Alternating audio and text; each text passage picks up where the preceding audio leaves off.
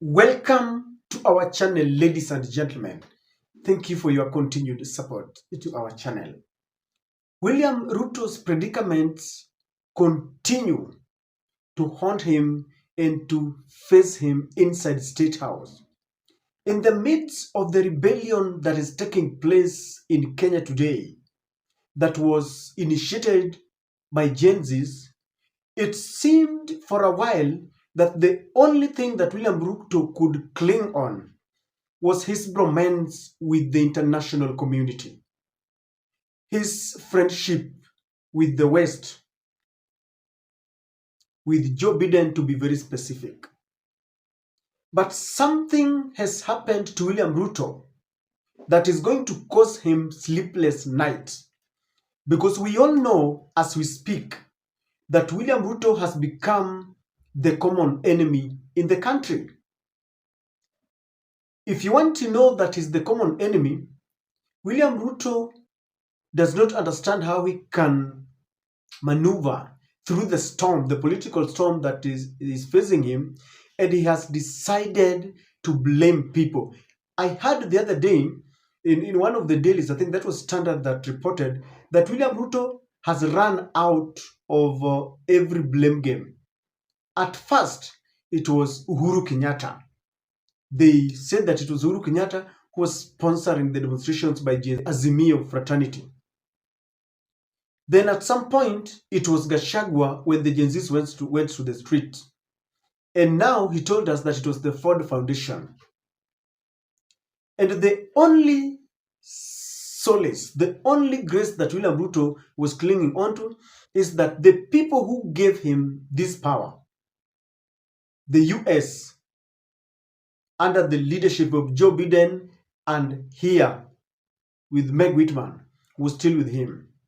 But then in the past, a few things have happened that many experts felt that William Ruto's relationship with the West was dwindling a little bit.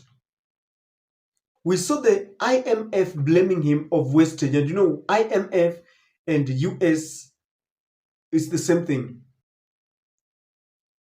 And then recently, White House commented and warned William Ruto that there are a lot of abductions happening in the country.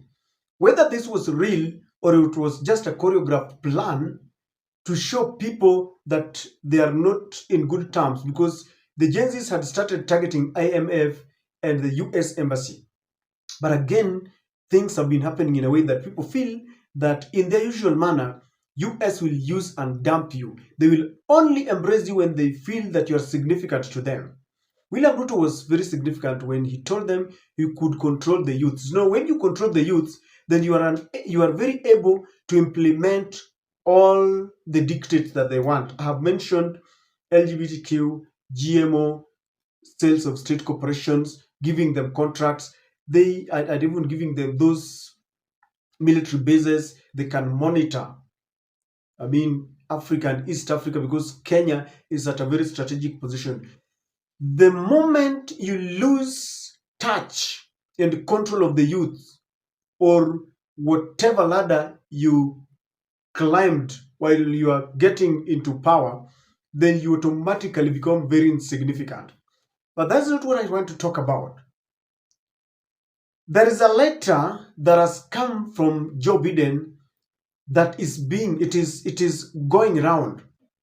And it is a letter that is causing William Ruto sleeplessness, because it is not a letter that William Ruto would want to hear the contents of that letter. We all know that it is Joe Biden who gave William Ruto his victory. Even recently, you saw how he was given a resounding reception in White House.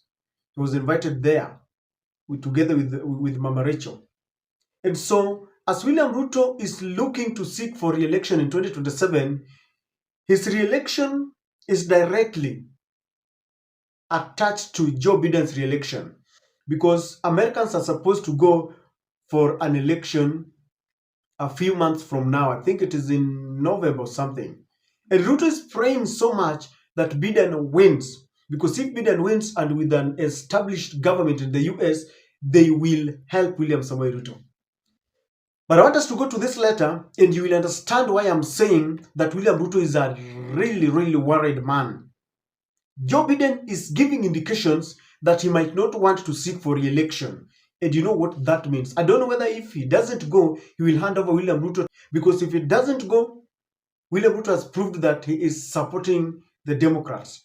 But Donald Trump is a Republican, and you know what it will mean if Donald Trump wins. But let us go straight to this letter.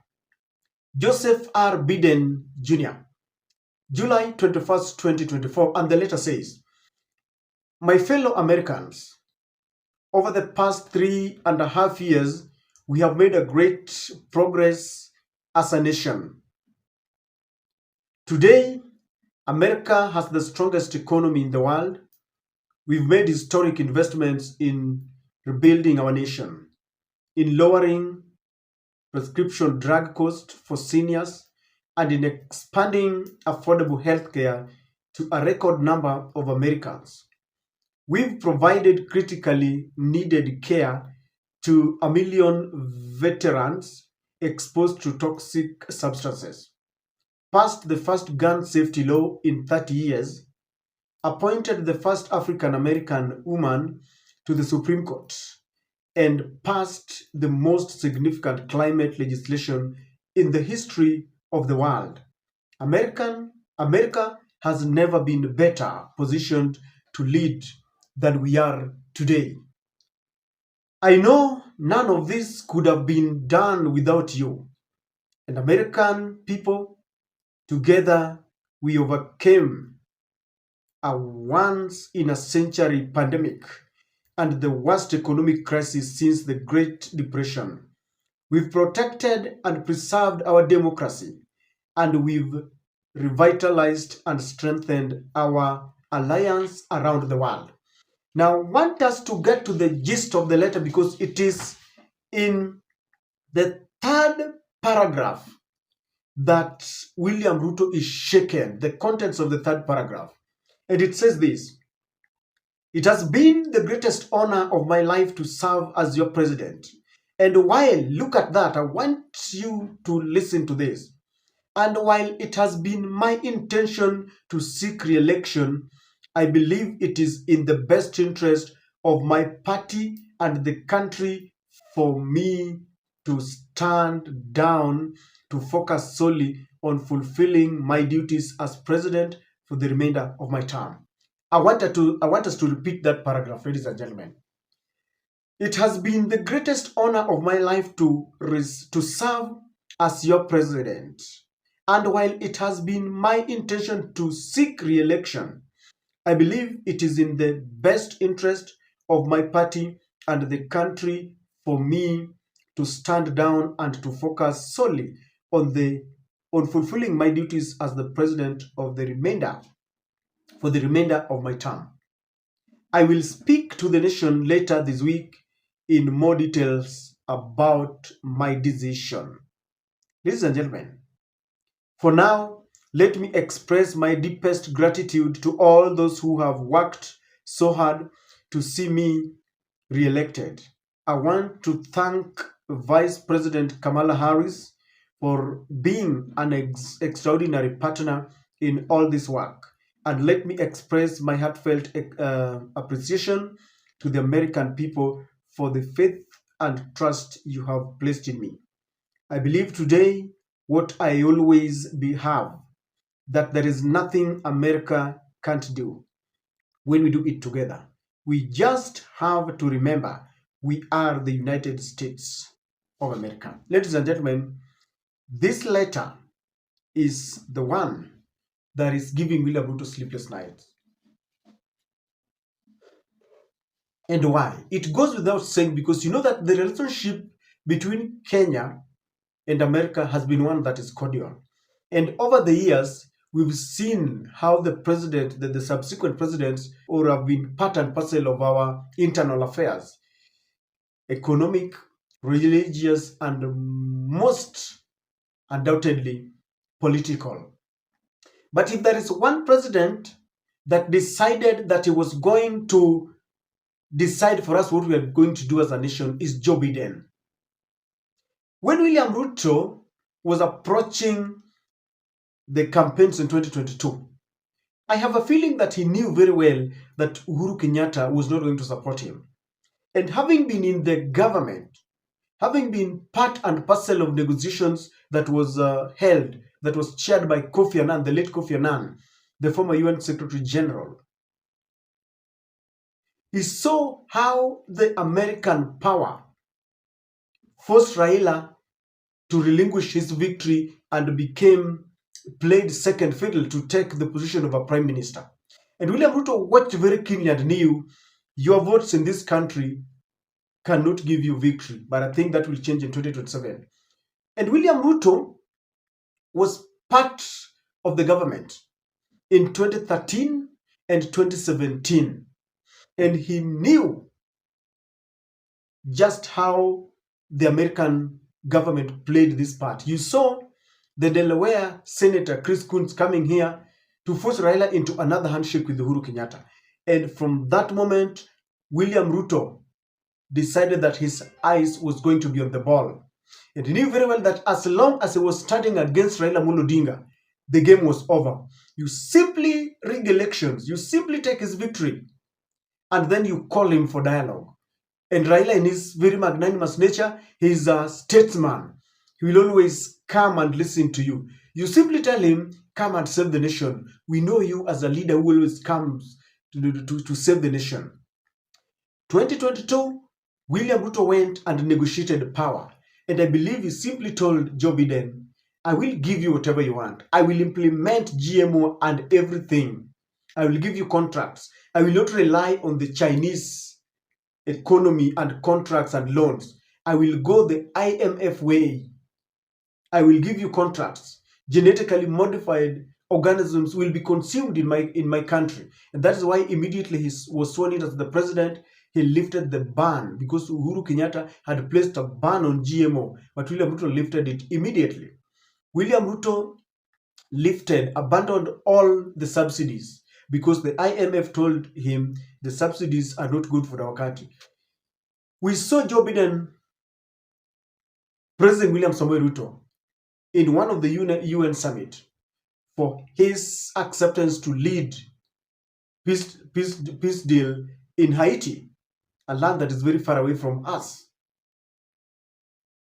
And with that, you can always know that the relationship within Joe Biden and William Ruto is one of a kind. It has never been seen before. And William Ruto is the apple of their eye, the blue-eyed boy, the new kid on the block. And some of the presidents around William Ruto are not very happy with William Ruto because he was the new kid on the block. And the way he came in and he wanted to surpass people like Museveni, Paul Kagame, Suluhu, people who have been there before. And William Ruto was like this Form 1 student who wants to control the Form 4s, or a first year in the university who wants to control even the fourth years and the sixth years. And the president didn't like him. But President Joe Biden and the entire international community, those Western powers, like him because he decided to become a puppet. Whatever they want, he has always done without any question. So when Joe Biden writes this letter and gives the slightest indication that he might not run for a second time, it is going to be very difficult for William Samoei Ruto. And I know that US has got a policy.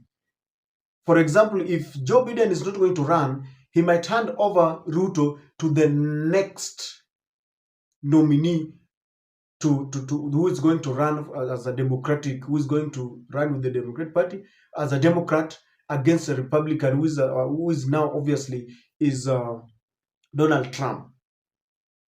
William Ruto is going to find it very difficult. Gen Zs are rejecting him.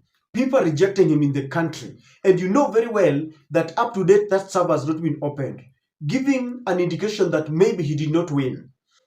People, experts, political pundits know that his victory was largely aided by Joe Biden, and that is why Meg Whitman was in Bomas, where verification of vote tallying and verification was taking place.